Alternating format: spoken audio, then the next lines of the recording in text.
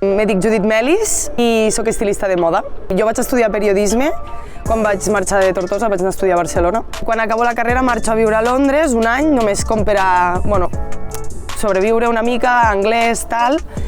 I sí, quan te'n vas a fora canvia tot, vull dir, i més a ciutats grans com Londres, París, Berlín, coses així, és com...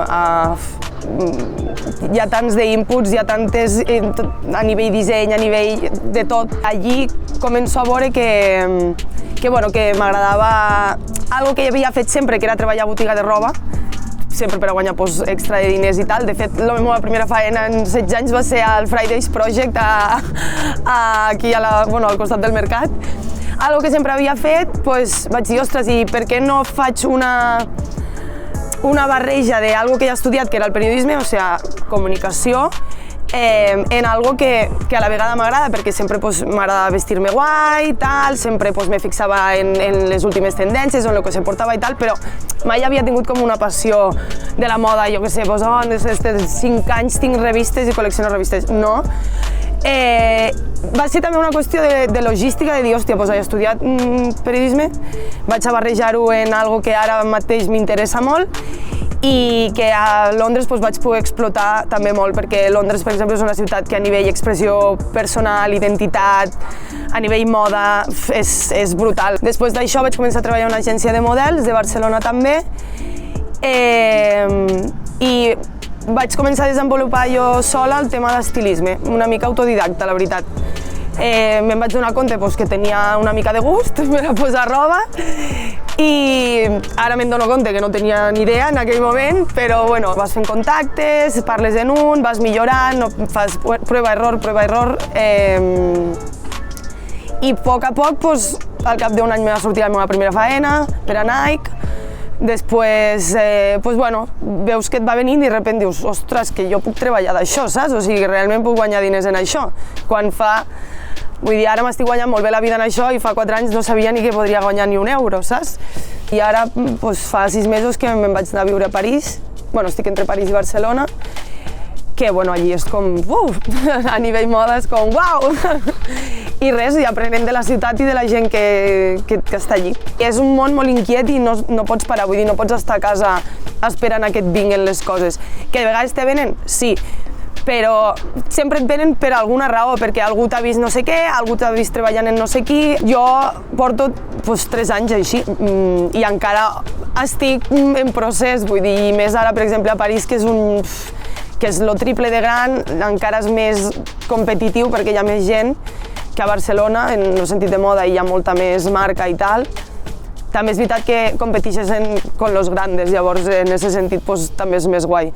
Però sí, a pic i pala, en real, vull dir, és així. A nivell oficial, jo vestixo a les persones en concret, en tema moda, són models normalment, o celebrities o artistes. Si parlem una mica de publi i tot això, és més la publicitat que veus als spots comercials que veus a la tele, los vestixes i tal també, però jo la part de comercial ja no la toco tant, la part de publi. A nivell moda, hi ha moltes variants. Ara, per exemple, ahir vaig fer un e-commerce d'una marca molt coneguda. És molt diferent esta feina que la d'una editorial o un especial d'una marca, tal. Per exemple, la setmana passada vaig vestir a Cara Delevingne, a Barcelona, de fet, fa 2 setmanes, que era per a un documental de la BBC, però la volien com vestir guai i tal. I després, jo què sé, les editorials, que és la faena més àrdua que hi ha, que després és el que et dona més caché per a que et vinguin clients més top.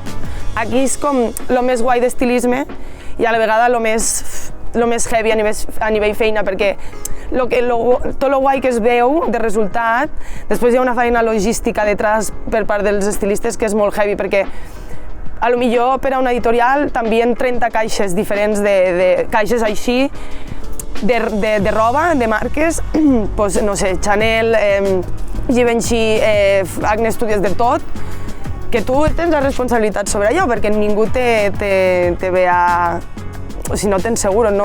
O sigui, sembla com tot molt fashion i tot molt guai tot, però en veritat tot està una puta merda, perdó, però està tot molt com...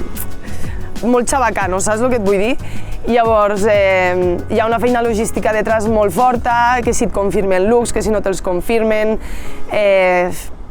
És una mica difícil d'explicar en un minut així ràpid, però després el resultat és molt guai, perquè és quan pots explotar la teva creativitat quan quan treballes per a revistes. El que més m'ha sorprès és esta part de lo guai que realment se veu una vegada tens el resultat i tota la feina tan heavy que òbviament no estem operant cors ni estem fent un servei a la societat. Bueno, òbviament és una feina com molt de cara a la galeria, però bueno, al final quan és vocació, doncs és vocació, és el que hi ha. Però sí que és veritat que se veu molt guai des de fora, però hi ha una feina logística molt desgast mental també, perquè la part de ser freelance, ser autònom, ja el desgast que això comporta, perquè mai saps quan vindrà el següent, o si li agradaràs al client, si ho faràs bé, si no ho faràs bé, és sobretot esta part realment de responsabilitat, perquè no val només tenir gust en esta feina, o sigui, s'ha de ser una persona superresponsable, superorganitzada. És que, de fet, jo moltes vegades faig classes de màsters a Barcelona i tal, que faig de profe, i me diuen en plan, a veure si pots explicar una mica això, l'estilisme, tal, no sé què, i dic, a veure, jo l'únic que puc explicar és la meva perspectiva de les coses, i el que jo me n'he donat compte, i és que per molt que tingues el millor gust del món,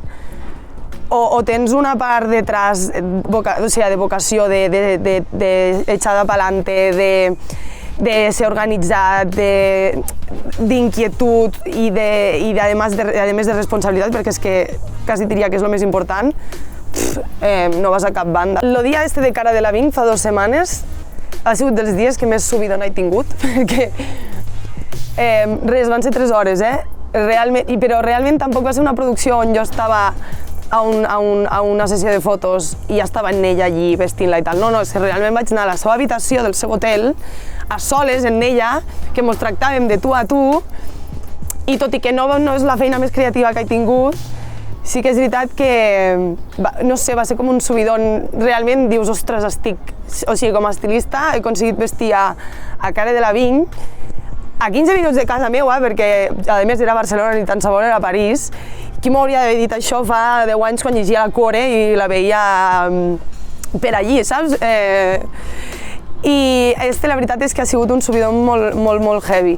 Després, durant la quarantena, que va sortir el meu primer Vogue Portugal, li tinc molt de carinyo perquè també en el moment d'incertidumbre que estàvem i tal va ser guai, la veritat, i encara continuen sent de les meves fotos preferides. I també, així per algo que em marca una mica un abans i un després, va ser la meva primera faena a París, que va ser per a Zara Kids. Portava jo 2 mesos allí, i pel significat que va ser tenir la meva primera feina a París, que a sobre era per a Zara Kids, que al final és una empresa gran, en la fotògrafa que era, que és molt guai, i és de les més tops ara d'Europa i tal.